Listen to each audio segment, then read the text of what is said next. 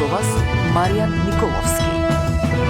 Попладневни вести во 16. Денеска гледаме. Извештајот за Македонија ќе се гласа на 24 јуни. Вајц побара одлагање по напливот на амандмани.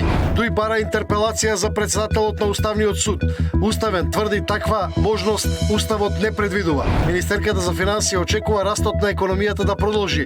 Проекцијата од 3,7% остварлива.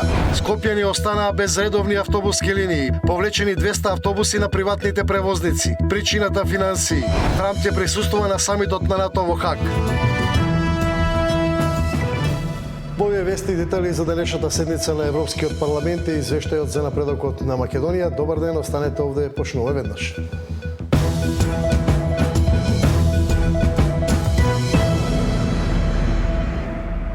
Известувачот за Македонија Томас Вајц најде компромисно решение и побара одлагање на гласањето за извештајот за напредокот на државата, откако се соочи со серија амандмани. Дали тоа нешто ќе промени до 24 јуни? Ивана Соколовиќ најдова во овие вести. Така, Маријан, по предлог на известувачот за Македонија Томас Вајц, денеска беше одложено гласањето по предлог извештајот за напредокот на Македонија во Комитетот за надворешни работи на Европскиот парламент. Вајц побара истото да се случи на 24 јуни и при тоа потенцираше дека целиот овој период и потврди практично дека имало интензивни дебати околу истиот, но тврди дека останува позади содржината на извештајот кој што самиот го изготвил. Им одговори и на они обвинувања од бугарските европратеници дека имала тајни комуникации со македонските представници во пресред на гласањето, велејќи дека иако е изготвен овој извештај, тој нема намера да биде решение за билатералните прашања помеѓу Македонија и Бугарија. Им порача да закажат консултации, средби доколку сакаат до 24 јуни околу нивните позиции. При тоа Вајц во денешната кратка расправа во Европскиот парламент доби поддршка од неколку европратеници кои што велат дека нападите кон него за овој извештај биле неосновани. И став има и македонската влада која што вели дека иако велат дека одложувањето не е работа која што завишела од македонската страна, сепак цената дека се случило како резултат на напорите извештајот да биде изгласан онака како што е подготвен. Деталите во прилогот во продолжение. Известувачот на Европскиот парламент за Македонија Томас Вајц го одложи гласањето за напредокот на земјата на состанокот на Комитетот за надворешни работи на парламентот. Иако на стартот на расправата побара гласањето да биде одлучено за 24 јуни, Вајц тврди дека цврсто стои позади содржината на извештајот. По обвинувањата на бугарските европратеници дека имал тајни средби со македонски представници во пресред на гласањето, Вајц им порача дека нема намера со извештајот да се решаваат билатералните прашања. I must say that I absolutely stand behind my report. All groups have been involved into the negotiations. All groups have participated in forming these compromises. This is a report of the European Parliament and the European Union to the state of accession when it comes to the country of North Macedonia. This report is not intending or is not there to solve bilateral issues between Bulgaria and North Macedonia. Still, we know that also bilateral relations, but also the let's say, rule of law, treatment of minorities, communities, and so on, is a European issue. However, I would like to ask for a postponement of the vote of this report to the 24th of June. По случувањата во Европскиот парламент од македонската влада за сител вела дека одложувањето не е работа која зависи од нас, но цениме дека е резултат на нашите напори извештајот да биде изгласан онака како што беше предложен без никакви промени. Во овој извештај за прв пат се употребуваат термините посебен македонски идентитет и посебен македонски јазик, а токму поради ова бугарските европратеници бараат на оваа формулација да биде вметната придавката сегашен. Македонскиот државен врв ваквите обиди од бугарска страна да се наметнат нивните позиции веќе ги оцени како неприфатливи. Истовремено беше испратена и порака до Брисел дека ова е шанса за Европа да ја исправи историската неправда нанесена на нашата држава. Македонија очекува поддршка од мнозинството европратеници за извештајот, откако премиерот повика македонските партии да лобираат кај нивните сестрински европски партии. Ивана Соколовиќ најдова, Сител телевизија.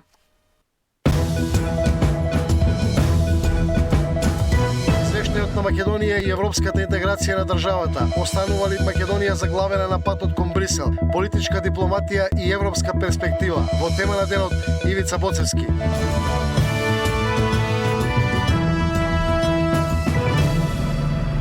Дарко Костадиновски ќе добие интерпелација за позицијата председател на Уставниот суд. Иницијативата ја покрена ДУИ, а главните забелешки за неговиот ангажман се поради законот за јазици.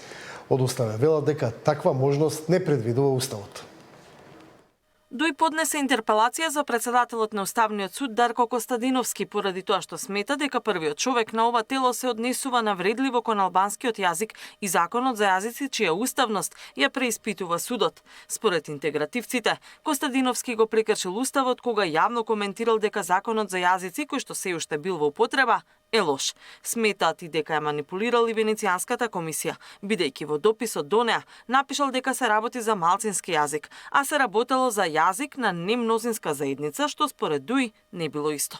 Покажува субјективност пристрасна со барањето за одговор од Венецијската комисија за стандардите за употреба на јазиците на малцинствата, неговите малцинства, што јасно покажува дека нејзината тенденција е да ја минимизира употреба на албанскиот јазик или на јазиците на другите немнозински заедници. Го крши Уставот и законите со класифицирање на законот на добар и лош.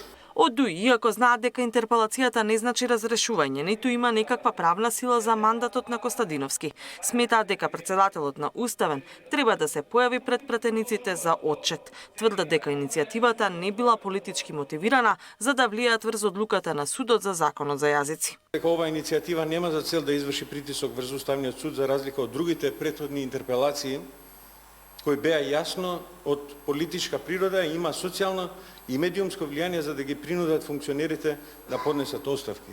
Нашата цел е да покренеме институционална дебата за функционирање на оваа институција и улога на нејзиниот председател во почитување на Уставот и важешките закони. Власта засега без коментар за ваквата интерпелација на ДУИ, но тие и претходно сметаат дека интегративците бараат начин да влијаат врз работата на судот. Од Уставен пак тврдат дека ваква собраниска иницијатива за уставен судија не е возможна, бидејќи уставен судија не може да биде разрешен од страна на парламент или влада. Според нив, Уставниот суд не подлежи на начелото на подоба на власта. Уставот на Република Северна Македонија не предвидува никаква можност за разрешување на уставен судија ниту од страна на законодавната, ниту од извршната власт. Институтот интерпелација, предвиден во членот 72 од Уставот, во никој случај не се однесува и не може да се примени за уставните судии. Во спротивно, се губи смислата на Уставниот суд и се прави тешка повреда на Уставот од причина што на тој начин се прави упат во четвртата така наречена уставно-судска власт, во самостојноста и во независноста на Уставниот суд, коментираат од судот. Оттаму ги повикуваат сите останати државни органи да го почитуваат Уставот и да се придржуваат кон уставно утврдените надлежности. Уставниот суд лани отвори постапка за утврдување на уставноста на одредени одредби од Законот за употреба на јазиците. Постапката времено е одложена, бидејќи се чекаат одговори од Венецијанската комисија.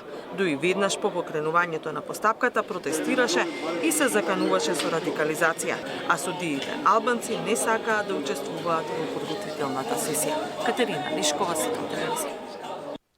Една изборна единица не е тема за која засега владеачката коалиција Влен има став. Касами вели дека тоа било комплексно прашање. Во минатото и ДУИ беше против менување на изборниот модел. Даријел Василев. Прашањето за една изборна единица е комплексно. Албанскиот коалицијски партнер во владата Вреди се уште нема став за ова прашање. Ново градоначалникот на Тетово и еден од лидерите на коалицијата Билјал Касами вели дека откако тие ќе изградат став, ќе биде објавен јавно. Партии дел на Влен во минатото имале своји ставови, дали за една, дали за 3 или за 8 изборни единици, но на крај на денот треба да имаме предвид да секоја промена на изборниот законник и реорганизација на изборните единици треба да пазиме да нема етнички реперкусии.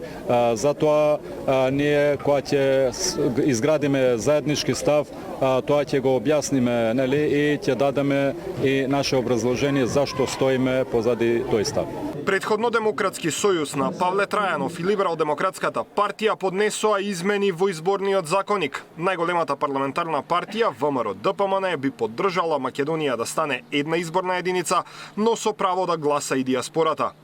Првиот човек на опозицијската ССМ Венко Филипче пак рече дека е подготвен да разговара за ова прашање, но потребен е консензус. Доколку политичките партии се усогласат Македонија да стане една изборна единица, тоа би се имплементирало на следните парламентарни избори.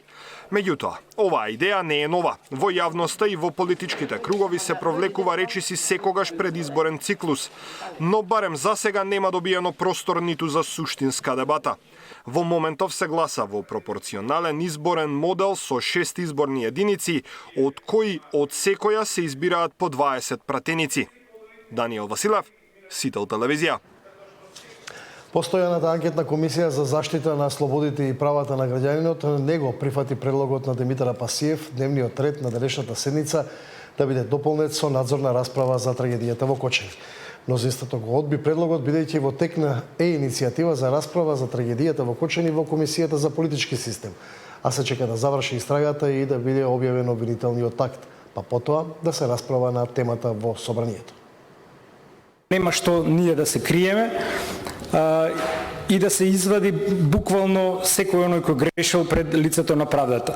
Верувам дека покрај правната процедура ние сме должни да дадеме политичка квалификација на настаните, односно да видиме кој во изминативе години, не само од сегашната власт, туку и од минатата власт, го грешил, а го грешеле многу, има низ за системски пропусти, кои доведоа до 62 човечки жртви, значи тргнувајќи од Министерството за внатрешни работи, 5 луѓе се изземени од истрагата, нема да ги споменам по име. Нема потреба да правиме паралелизам во ова собрание или дуализам, веќе во текст се собираат списоци за да се покануваат гости, но исто така морам да нагласам, а и целата македонска јавност се надевам дека знае дека истрагата се уште не е завршена.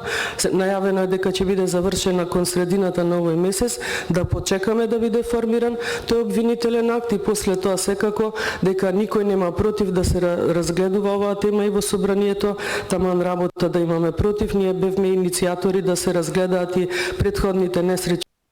Министерката за финансии очекува растот на економијата да продолжи. Проекцијата од 3,7% остварлива.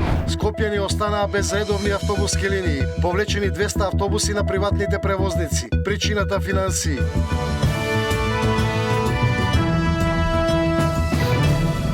Министерката за финансии очекува растот годинава да продолжи, а главен двигател да биде градежништвото. Смета дека владините проекции за 3,7% пораст ќе бидат достигнати. Наташа Мерсовска. Добар сигнал дека економијата заздравува е објавениот податок за раст на БДП од 3%. Според експертите, благото заживување кај бизнисот веќе се чувствува и е резултат на стабилизацијата која започна лани. Зголемената лична потрошувачка, која учествува со 70% во структурата на БДП, се должи на растот на платите и пензиите. Повисоките приходи ги терат граѓаните повеќе да трошат, но на тој начин ја подгреваат инфлацијата.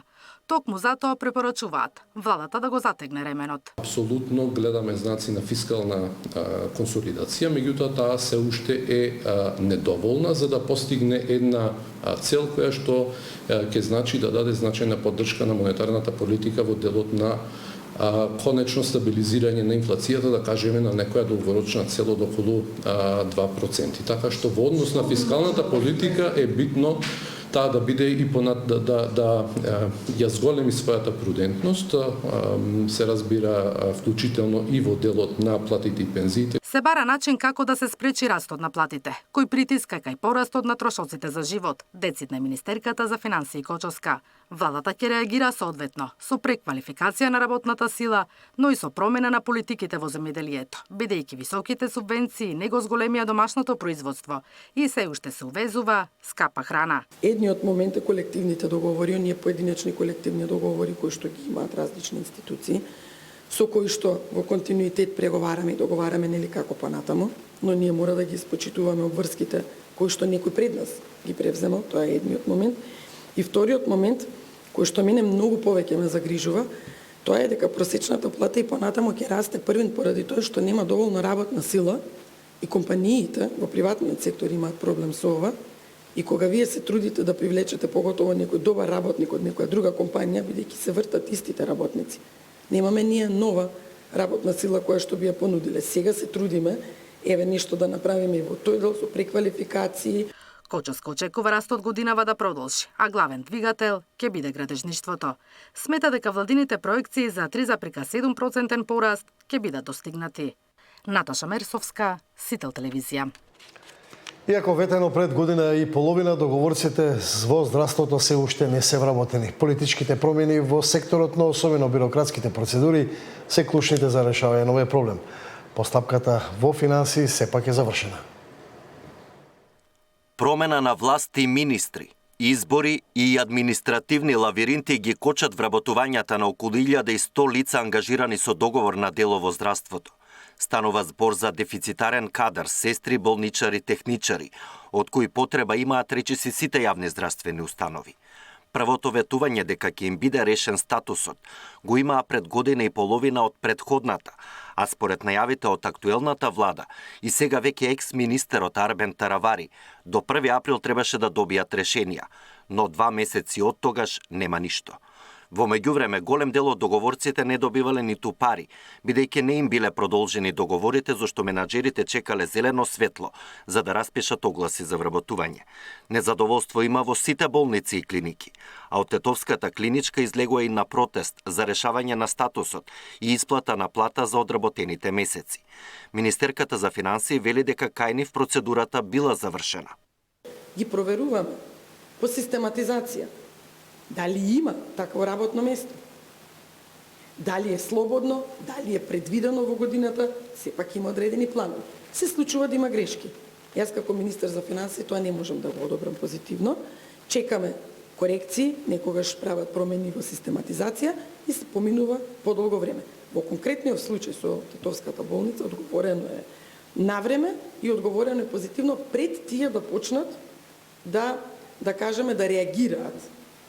А каде застанало, сега истиот пат се враќаме назад до Фонд за здравство, па Фондот за здравство до Министерството, па Министерството до болницата во Тетово. Каде застанало во движењето, тоа треба да одговорат од Фондот за здравство или Министерството за здравство. Од кабинетот на заменик министерот за здравство вела дека постапката за вработување на договорците е во тек, вклучително и во клиничката во Тетово.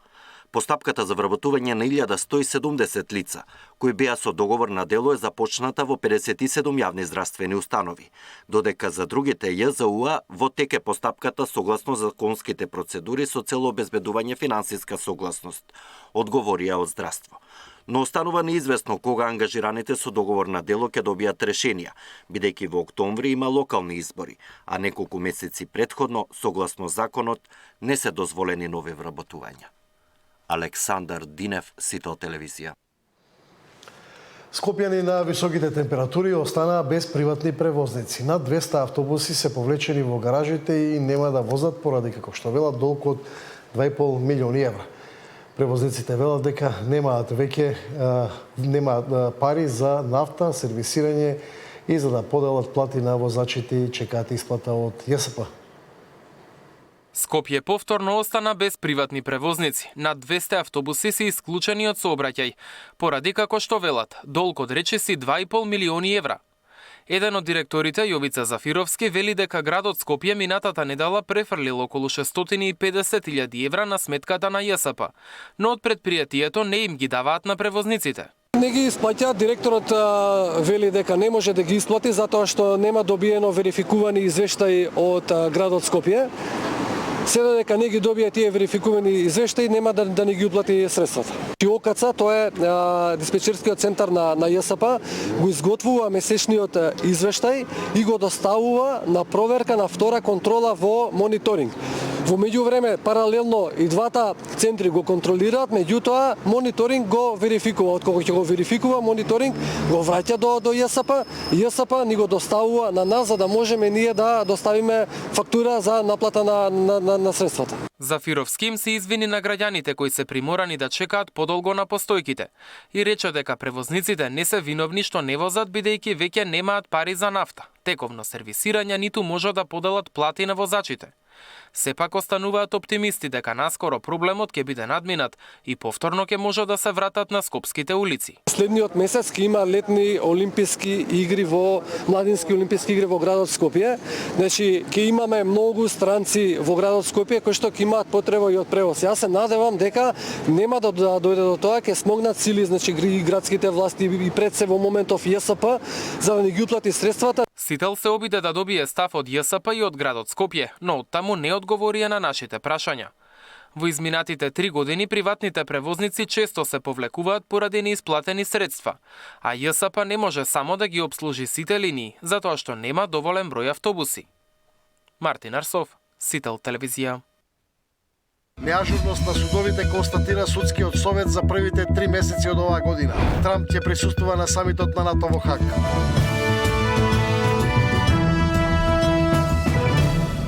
Судовите во првите 3 месеци од годината покажале неажурно работење. Ова денеска го констатира Судскиот совет по разгледувањето на извештајот за работа на судовите во државата. Не ги решиле заостанатите, а и не успеале да ги совладаат ниту ново пристигнатите предмети.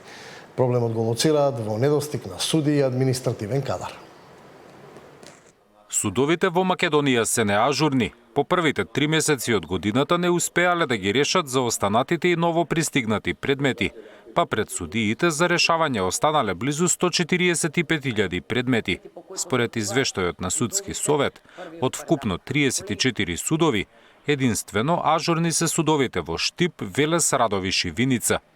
Од советот велат заради бројните празници во јануари, вообичаено било во првото 3-месечје судовите да не успеат да ги совладаат предметите, но главниот проблем го гледаат во недостигот од судии, ама и административен кадар. Во моментов се соочуваме со алармантен недостиг на кадар. Зборувам за записничари, зборувам за стручни соработници, советници на судиите, затоа што судијата сам по себе не може да ги завршува сите работи, нели потребен му е тој помошен персонал. Апелираме се уште до Министерството за финансии да се одобрат средства овие луѓе да се вработат. Дел од членовите сметаат дека за надминување на проблемот со недостиг од кадар потребно е на седниците да учествуваат министерот за правда и председателот на Врховниот суд, кои по функција членуваат во советот. За ова е потребно, за овие прашања, да имаат позитивен исход и те како учествени иницијатива од двата представници во Судскиот совет, кои што постојано не сакаат да дојдат, не сакаат да слушнат, а исто така имаат и обврска. За поздравување судиите што во првиот квартал решиле 137.725 предмети. А за жалите во јавноста понекогаш провејуваат информации дека не работат ништо судовите, работат. Овие бројки тоа го покажуваат. Од кабинетот на министерот за правда Игор Филков велат дека тој не доаѓа на седници заради препораката од Греко за укинување на членството во Судски совет, но за сите проблеми велат е спремен за средба која би се одржала во министерството. Според извештајот за работа на судовите од минатата година, најбрзо или за околу 2 недели предметите ги решава судот во Гевгелија. Најдолго пак судските постапки траат во Вишиот управен суд, каде просечното време за решавање на предметите е 8 месеци. Зоран Јаневски, Сител телевизија. Преспа разбуди се кампања за чистење на дивите депонии во овој регион и нормализирање на состојбата во со животната средина. Со пари од Европската унија, локалната самоуправа и граѓанските здруженија ќе го враќаат сејот на Преспа. Таму е Габриела Лескова. Преспа разбуди се започнува најмасовната кампања за подобрување на состојбата за чиста животна средина во овој регион. Целта е да се поттикне да се сменат навиките на локалното население во однос на управувањето со отпадот.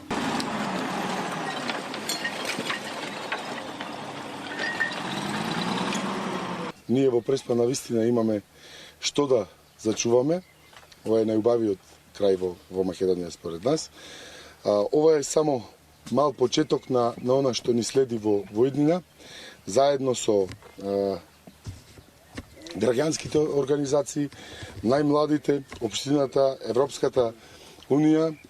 Продолжуваме на веќе 30 на нотирани вакви локации, каде што ќе продолжиме со чистење. Оделот на Нелиеу за Преспа со добивањето на нови возила во јавното комунално предпријатие. Планираме покривање на територијата на целокупната територија на Преспа и онаму на најмалите места каде што досега не се подигало отпад, да почне да се подига.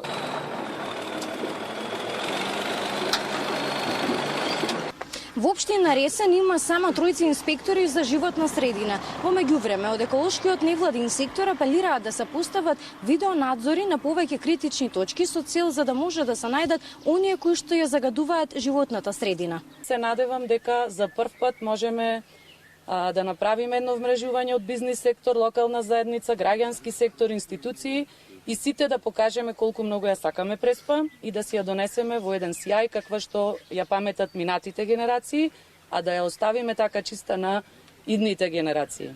Кампањата Преспа разбуди се за чиста средина ќе вклучува низ едукативни и практични активности, дискусии со населението, фермерите и бизнис секторот, теренски акции и јавни настапи за подигнување на свеста, но и активности во училиштата и медиумски содржини. Кампањата ја спроведува Институтот за комуникацијски студии во соработка со Екогерила Преспа и Македонското еколошко друштво во Ресен со финансиска поддршка од Европската унија. Габриела Лескова, Сител телевизија.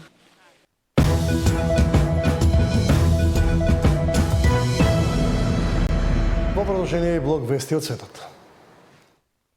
Во моментот не постојат услови за обнова на